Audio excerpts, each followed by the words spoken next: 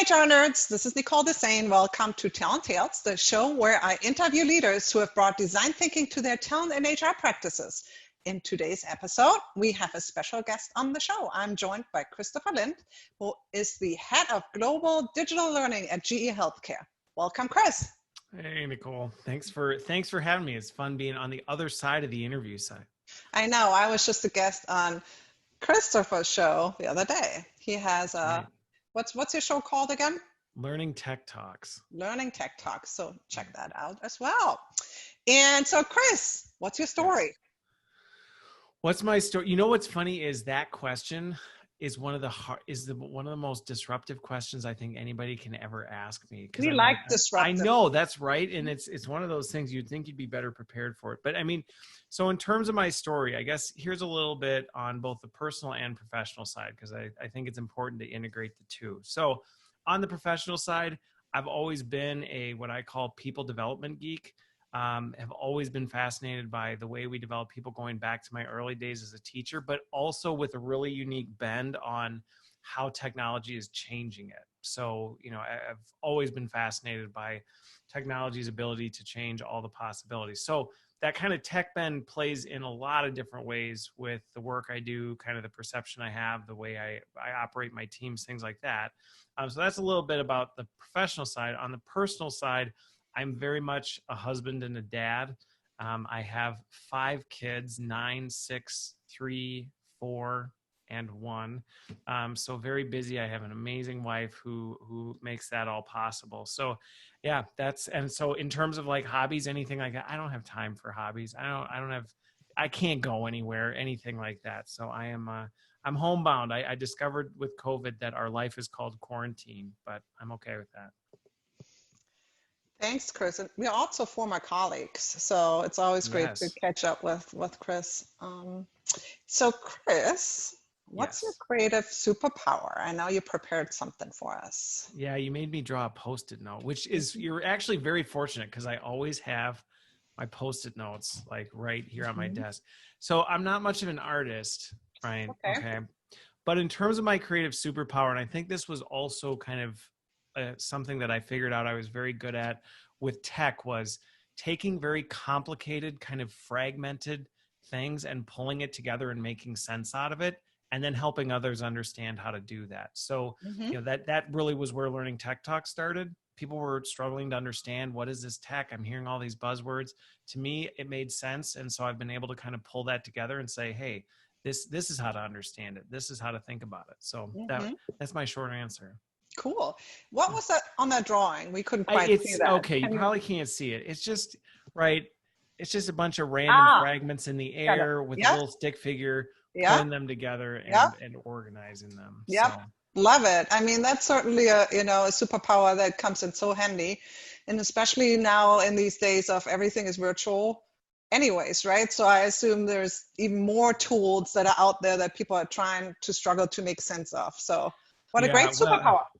Yes. It's definitely come in handy on many occasions.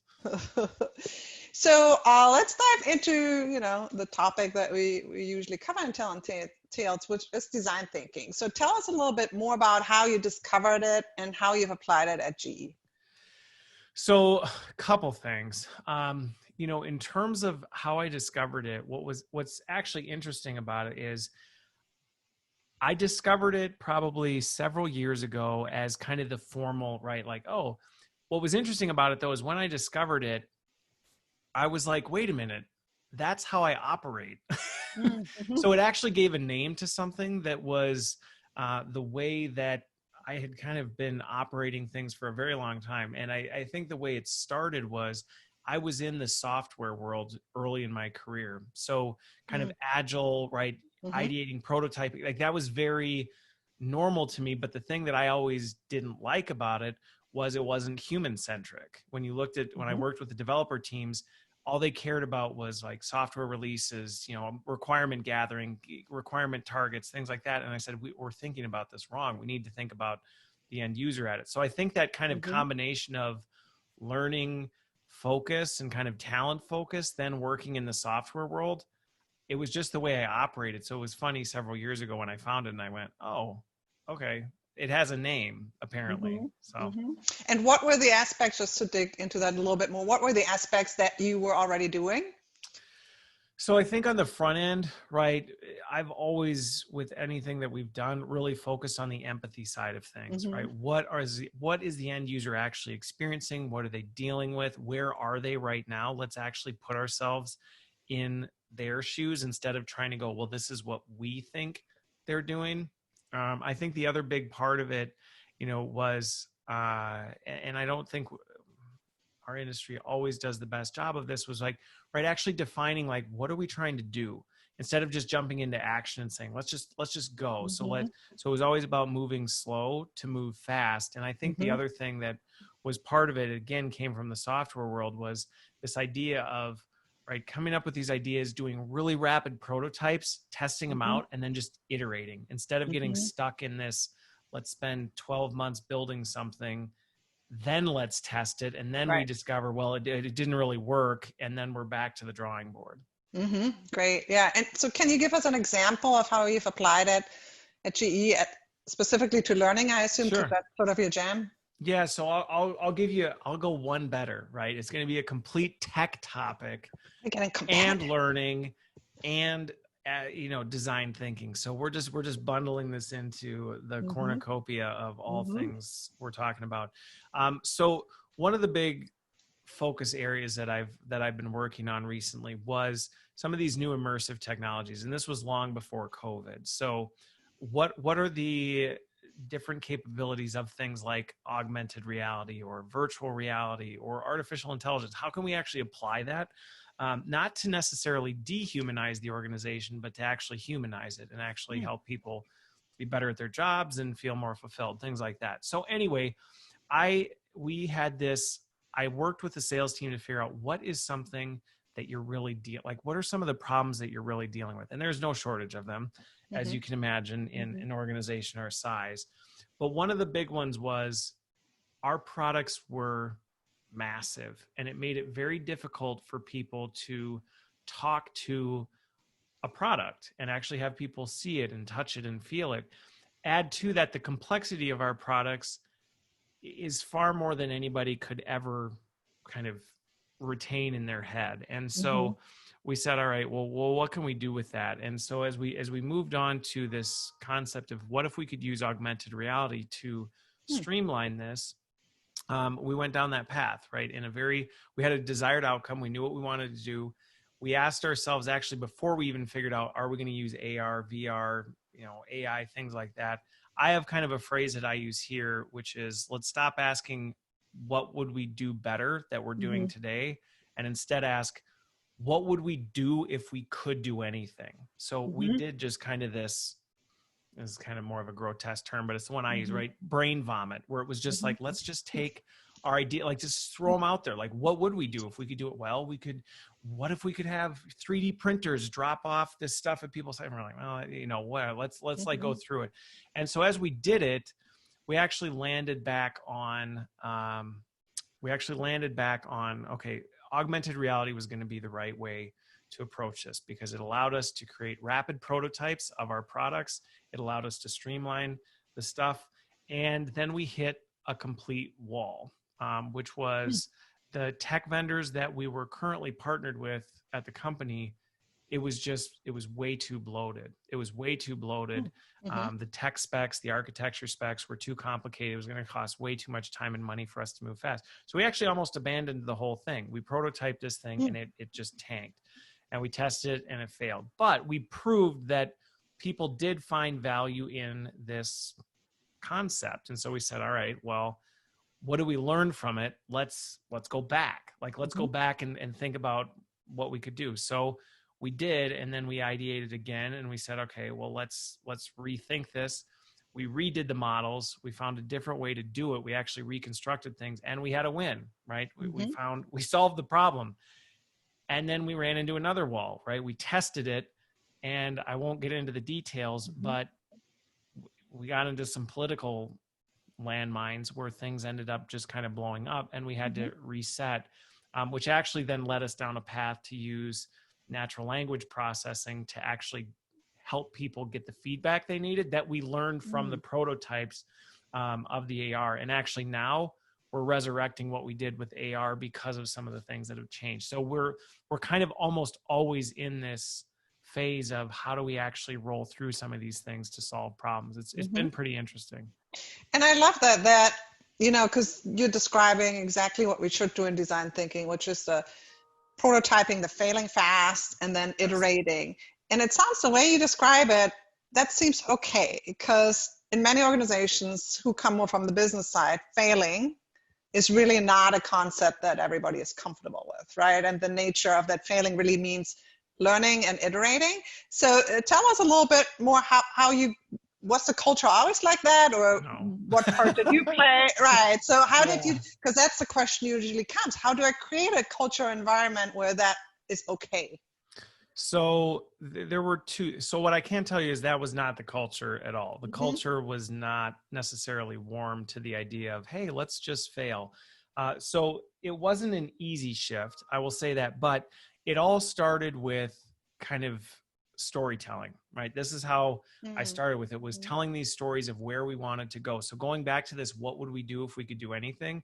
We really crafted a compelling story about what that was and how we were going to get there to get at least people's excitement going.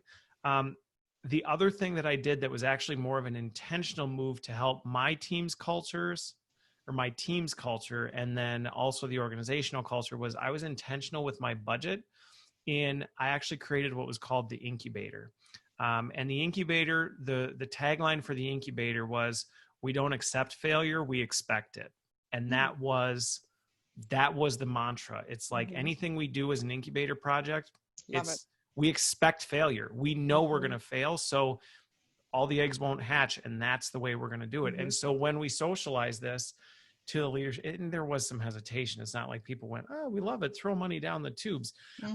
But it really became a way for us to start normalizing it. And then as we failed, it just became part of the culture. And I think what helped people with it was, because we gave it a name and we gave it a box, it allowed people to start to transition and still feel comfortable holding on to where they weren't comfortable failing yet, while still having a place that they could comfortably fail. Now, I would say more of our projects are now incubator projects than anything else, but that was the journey we went on. We said, let's name it over here. Let's give everybody a comfortable place to do it. And then we'll let that bleed into everything we do. Awesome. I love that. Just a quick reminder, everybody, put your questions in the chat. We'll get to them in a little bit. So once I'm done asking Chris all my questions, but which might take forever, but no, we want to hear from you as well. But yeah, so this is awesome, and this really speaks to that. You know, as a leader and as a culture, you have to really set that tone and make it explicit that it's okay, right? Especially in corporate environments. So really love what you did there. I think that's super creative. So let's talk about impact. What's the impact you have noticed after, using some human-centered or design thinking techniques in your work? I think some of the things that, there's a couple things. One, I could talk about the attitude of the team and the culture that we've created, right? The subculture behind it, which I feel like people are much more, and again, this is more of a squishy feeling that I have, and just from the conversations I have with my team, but people do seem much more engaged in the work that we do because they do feel comfortable raising their hand with crazy ideas, right? When we do our what would we do if anything, we could do anything sessions, they know that I'm not going to shoot it down, or that we're literally just brainstorming things, which actually, it's been amazing to see the untapped creativity just come to life, because people actually bring out things that they maybe would have never said before. Some of our best ideas have come out of something that at first glance you would have looked at and said, that's never going to work. We're never going to be able to do that. And then we figured it out because we removed the barriers of, what are the limitations around us? So I think, the engagement of the team has been huge. It's been interesting to watch culturally how infectious it has been through an organization, right? So I look at the teams around us. I think a lot of times people are waiting for everyone else to change so that they can change. And our attitude coming in was, no, we're going to be the change we want to see in the organization. And, I'm still here. So I guess we've haven't completely blown too many things up. But it's been interesting to watch how many people have actually tapped into, hey, wow, right. What are you guys doing? What's different over there? How are you operating? And I think the other big one though, I actually had a call today about it. It was actually pretty cool. We had a call with our end users, right? We just rolled out this big global program. And we sat down and had a conversation with our end users and said, what did you think? Right? We designed this for you. It was part of our message. It wasn't designed for us. Right. And they said, this is the first time, and these were some pretty seasoned people, that they've ever actually experienced something that helped them do their job better than they had before, which to me was really cool. Cause like, what are we doing here? If we're not here to help them be better, we have no purpose. And so I think it was great to hear from the very people we designed it for that we'd hit the target. Yeah, because that is really the ultimate measure, I would think, if you're in the learning function, right? Right. Great if my teams like it, Right. if my business stakeholders think it's great, but if at the end of the day, the end user's like, thanks. That was fun. Yeah, that was nice. Thanks. We missed the target. Yeah, no, that's awesome. Love it. What's your favorite design thinking or hack? Design thinking resource or hack? Oh man. What about the brain vomit that you talked? Well, so here's the thing. So here's the hack with it, okay? Because when it comes to the, I'm never going to live that one down.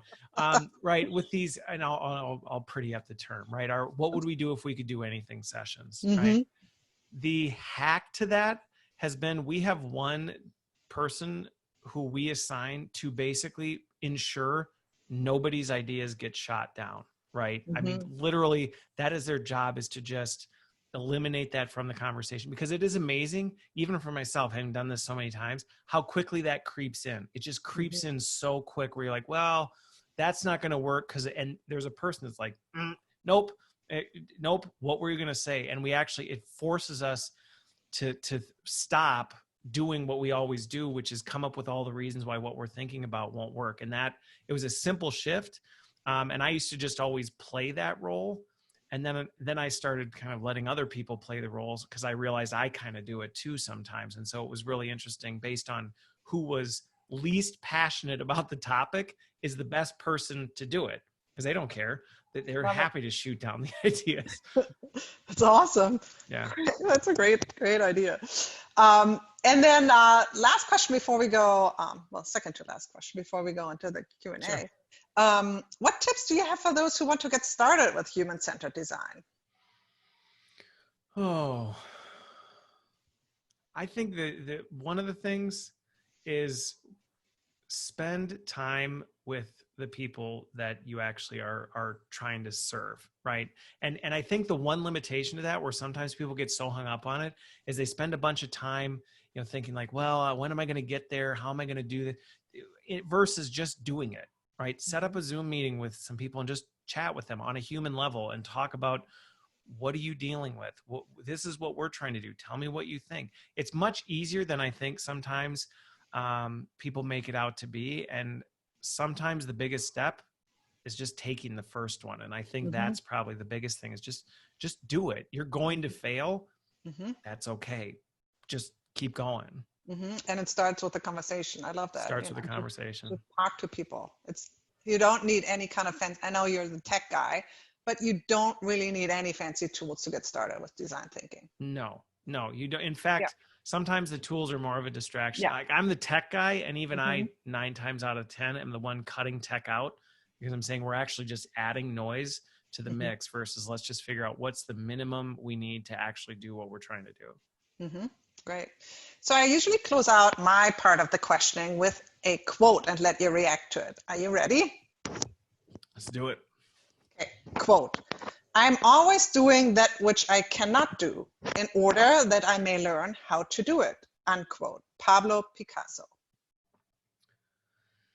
So I actually really like that quote, because to me, and maybe I have just a weird affinity with it, but I actually love failure, and not like I really enjoy it, right? I don't have fun with it. It's not fun to fail. I won't pretend that. But having seen the power that failure can have when you use it to its full potential, I think it's such a impactful quote, because like that's how you learn, right? That's actually one of the biggest things that's part of our whole strategy here is we should be pushing everybody to a healthy level of failure with everything we do. Because if we're not, they're not growing. And that's the only way you get people to grow. So good quote. Thought you might like it. There's some thought behind some of the things I do. No. Okay, so we got a couple of questions, and if you have more, please plug them in the chat. We'll go sort of one by one. So Grace is asking, would you be able to give an example of a story that you told to stakeholders to get them on board with failing? Yeah. Oh, specific to the failing one. Let me think about this, because there was one with the incubator one that really went over. And actually there was one stakeholder who was a stark advocate about it. So with the AR thing, right, where this started to go south was we were treading into customer territory, right? And so the idea of failing in front of a customer was just unheard of. It was going to be unacceptable. So I said, well, then let's ask a customer, which flew in the face of what people thought. So I actually went to some of our customers and said, what would you think if this happened? And I explained the situation. And so then they told me, and honestly, their answer was perfectly fine. They're like, we're actually okay with that as long as we understand what's going on. And so that to me was a huge influence coming back, because there was this huge resistance to the possibility of failing in front of a customer. And when I actually came back and I said, actually, our customers are more okay with it than we may think, the initial response was, that's not true, until I actually said, well, no. And then I told the story of who I talked to, and I explained what it was. And they actually shared how the failure would actually make them feel more comfortable and feel more confident in us as a supplier. So that was one example of one that went well. I won't say they all have gone well. No, of course. I mean, you experimented with those stories as well, probably, Well, the thing with it is so often, right, our perceptions or what people say, like, well, this is how it is.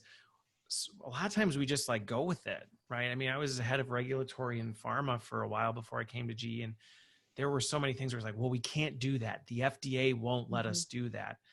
I was like, did anybody ask them? Like, did we ever go talk to the FDA to do that? Well, no. Well, then let's do it. And then you tell that story, and suddenly it inspires people to change their thinking. Yeah, or in HR, my experience is it's often people say, the employment lawyers wouldn't allow us to do that. And I'm like, well, have we asked them, or have we brought them in the program design early on? Because, and my experience, and that's what I have done, and my experience is when you work with them, like from the beginning, and share what you want to get to, there are things that are possible. Right. A lot of more things than, just saying, oh, our employment lawyers won't let us Well, do it. And a lot of times they'll help you figure out how to navigate around it, right? I actually had one recently where it was, you can never launch this technology in Europe because of GDPR and the works councils. Like, you're telling me I can't do this because of the challenge? Just, okay, challenge accepted. Like, challenge accepted. Let's do it. Well, guess what? We did it, and the works councils were completely leaning in on it. We got around GDPR in terms of how we were able to manage it, because our IT team saw the value and said, let us help you figure out how to navigate this. So once we kind of didn't accept we can't, we actually were able to do it. And it's actually been one of our most successful projects. Yeah. So lesson learned, always ask, don't assume. Yes. There's a saying about that. Oh, that's right. That's right.